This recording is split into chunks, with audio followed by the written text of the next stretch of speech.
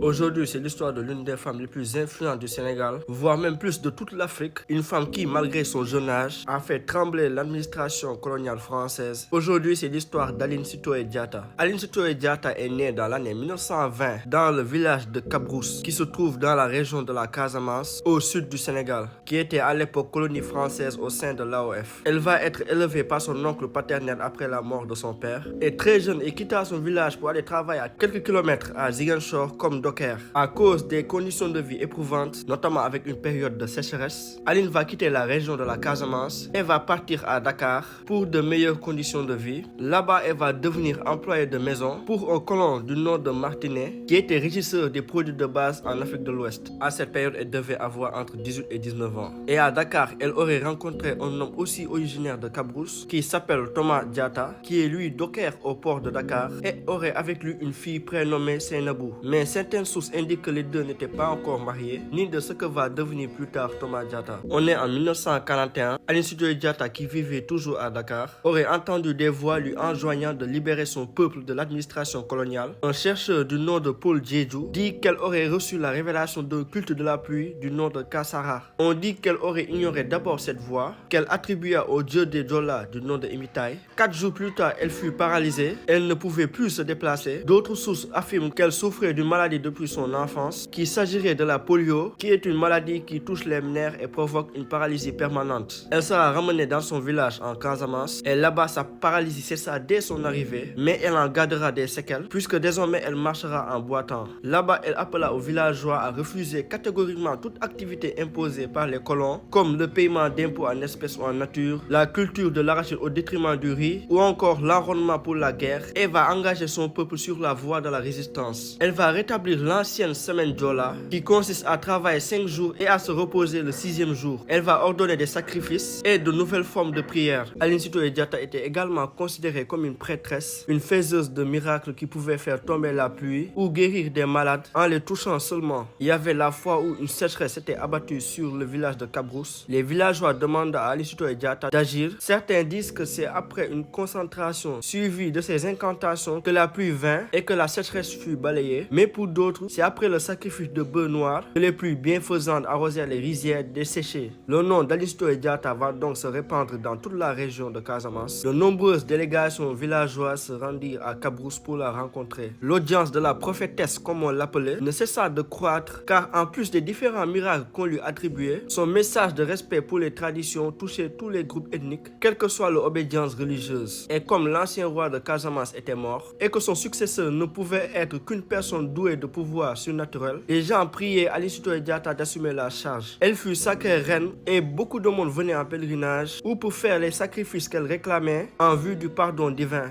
pour que la pluie tombe, etc. Vers la fin de la Deuxième Guerre mondiale, la France étant affaiblie, le gouvernement de Vichy, dirigé par l'homme politique Maréchal Pétain, était en état de faiblesse. Du coup, le gouvernement ordonna à ce qu'on prenne les cultures des colonies, notamment en Afrique, et du coup, plus précisément en Casamance. Les autorités françaises vont confisquer la moitié de la récolte du riz, mais Aline Sitoé Diatta ne se laissant pas faire, elle va lancer une campagne avec d'autres femmes. Elles vont donc appeler à la population dans un mouvement de désobéissance civile. Alors, des soulèvements vont éclater. Les autorités coloniales vont commencer à cibler Aline Sitoé Diatta, qui la décrivent comme une rebelle qui refuse de se soumettre aux ordres colonial, qui peut être un danger permanent, et vont donc se lancer à sa recherche. Dès 1943, des soldats vont donc être envoyés pour l'arrêter, mais au même moment, elle était en période de menstruation, tenue selon la règle Djola de quitter son domicile pour dormir dans un lieu réservé. Du coup, les soldats vont penser qu'elle a fui. Ils vont donc prendre une cible qu'ils pensaient que c'était Aline Sitoé Diatta et vont ouvrir le feu. La femme mourra sur le coup et certains même disent que ce serait sa coépouse et qu'aussi d'autres personnes seraient mortes à ce jour-là. Et Aline Sitoé Diatta aura écho de ce massacre. C'est elle-même qui alla se présenter aux colons pour éviter une autre tuerie. Aline Sitoé Diatta fut arrêtée le 8 mai 1943. Son mari se fera lui aussi arrêter mais sera libéré des années plus tard. Elle va être jugée et condamnée à la déportation. Elle va être mise de prison en prison, que ce soit au Sénégal, en Gambie. Elle sera déportée à Tombouctou au Mali, où elle meurt dans des circonstances douteuses en 1944, seulement à l'âge de 24 ans. Certaines sources disent qu'elle serait morte à cause du scorbut, qui est une maladie maladie qui apparaît quand le corps manque fortement de vitamine C pendant très longtemps, et également du fait qu'elle subissait probablement des tortures, des privations de nourriture et des refus de la soigner lorsqu'elle tombait malade. Depuis sa mort, Aline Sitoé Diatta est devenu l'un des symboles les plus connus de la résistance en Afrique de l'Ouest et un symbole national du Sénégal, notamment en Casamance. C'est le prêtre et homme politique sénégalais Augustin Diamankoun Senghor qui, à partir des années 80, a érigé Aline Sitoé Diatta en héroïne nationale comme fondement idéologique de sa propre politique. Son nom a été donné au campus social de l'université Cheikh Anta Diop de Dakar, qui se nomme la cité Aline Sitoé Diatta, réservée aux étudiantes,